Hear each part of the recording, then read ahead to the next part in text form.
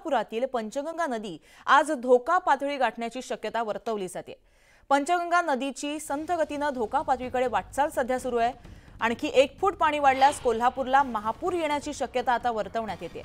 कोल्हापुरामध्ये पावसाची उघडझाप सुरूच आहे। पंचगंगा नदीच्या पाणी पातळीत 2 तासाला 1 इंचाने वाढ होते। त्यामुळे जिल्ह्यातील 81 बंधारे हे पाण्याखाली गेले आहेत। कोल्हापूरकरांसाठी अत्यंत महत्त्वाची बातमी आहे।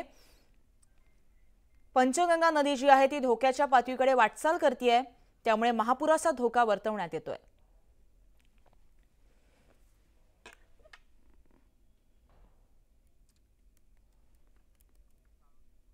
तर अपडेट जाणून घेऊया आमचे प्रतिनिधी ज्ञानेश्वर साळोखे यांच्याकडून।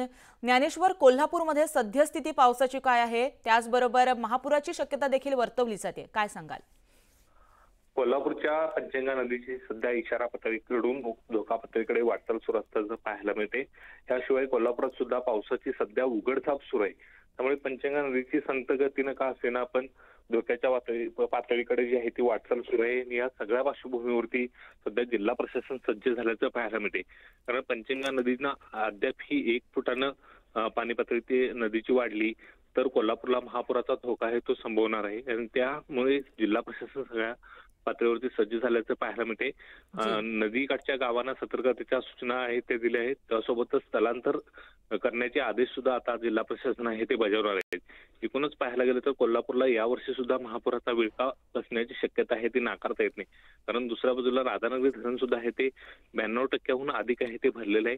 आणि धरणातून जर विसर्ग सुरू झाला तर मोठ्या प्रमाणात आहे ते कोल्हापूरच्या नदीच्या पाणी पातळीमध्ये वाढ होईल आणि त्यामुळे लो लाईन एरियामध्ये पाणी शिरण्याची शक्यता आहे। हा संभाव्य महापुराचा धोका ओळखता जिल्हा प्रशासन सगळ्याच पातळीवरती सज्ज झाल्याचं पाहायला मिळते।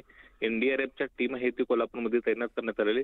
शिवाय जिल्हा आपत्ती व्यवस्थापनाचं पथक सुद्धा आहे ते जिल्ह्यावरती सगळ्या परिस्थितीवरती लक्ष ठेवून आहे। जर लोकांचं स्थलांतर करावं लागलं त्यासाठी निवारा शेडची सुद्धा सोय आहे ती जिल्हा प्रशासनाने केलेली आहे। एकूणच आता कोल्हापूरसाठी इफेक्टेड जे कर्नाटकचं आलमट्टी धरण आहे त्या धरणातून विसर्ग वाढवण्याच्या सूचना सुद्धा आहे ते करण्यात आलेल्या आहेत। जर हा विसर्ग वाढवला तर ती पूरस्थिती नियंत्रणात येणार आहे आणि त्या दृष्टीने सध्या जिल्हा प्रशासन प्रयत्न करताना दिसून येते। बरं, अपडेट घेत राहू ज्ञानेश्वर। तत्पूर्वी धन्यवाद तुम्ही दिलेल्या माहितीसाठी।